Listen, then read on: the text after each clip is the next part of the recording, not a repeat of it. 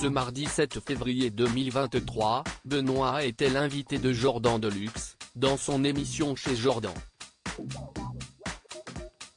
Et le gagnant de Secret Story 4, 2010, n'a pas échappé à des questions sur son ancienne amitié avec Thomas Vitiello, qui s'est détériorée au fil des années. Dans la Maison des Secrets, Benoît Dubois et Thomas Vitiello formaient un duo de choc.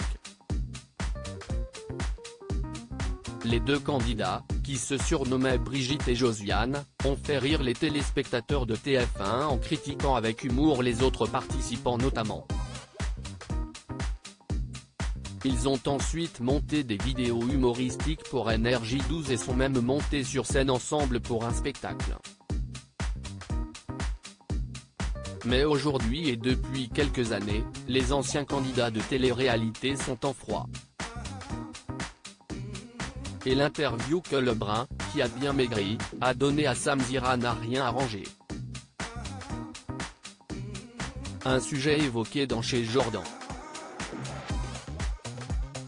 Elle m'a mis des petites cartouches quand même. Comme quoi j'étais quelqu'un qui ne pensait qu'à l'argent.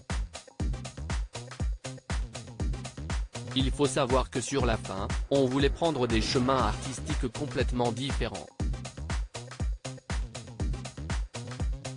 Thomas voulait prendre le théâtre, moi je voulais continuer la télé. Elle a pris ça comme je fais de la télé simplement pour l'argent. Mais pas du tout parce que je ne fais encore et ça ne rapporte plus autant. Je sens qu'elle était un peu blessée, un peu vexée, a confié Benoît Dubois dans un premier temps. Il a ensuite expliqué que c'est son ancien acolyte qui a fait le choix de partir à Londres durant plusieurs années, pour se refaire une santé mentale. Un choix qui les a éloignés. Benoît Dubois a ensuite assuré qu'il n'avait pas compris pour quelle raison Thomas Vitiello était ainsi pris à lui.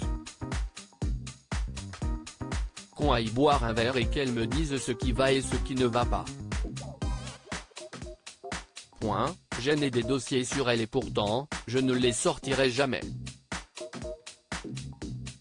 Est-ce que j'irai chez, non bipé, dans un garage pour la démonter? Quel est son intérêt à elle de dire que je suis un vrai connard, sachant que je suis encore dans les médias? Qu'est-ce ce qu'elle a à y gagner? Elle peut me le dire. Merde. Ça m'énerve parce que j'ai toujours été entier, a-t-il poursuivi. Il a ensuite déclaré que les déclarations de Josiane auraient pu remettre en cause sa vie professionnelle. Je ne l'aille pas la raison, de leur brouille, note de la rédaction.